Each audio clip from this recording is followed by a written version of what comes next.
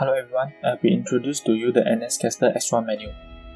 Click on this button to access the menu.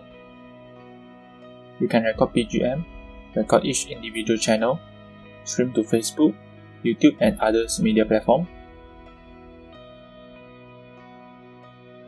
Network setting for Ethernet, Wi-Fi, and 4G bonding. For this is X1A, so you can insert up to 3 SIM cards.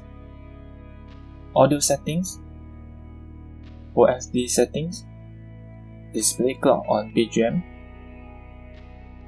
Live Plus interaction, we can connect another NSCaster device into here, transfer file to external hard disk, FTP upload. General settings such as project FPS, time zone, language, enable mouse, tally and shortcut key, enable channel record, lock streaming and record button, change the screen brightness, DDR channel setting, reboot and reset. You can check your device information at About, and if there is any updates available, the software update button will be enabled. That's it. Thanks for watching and hope you guys enjoyed the video.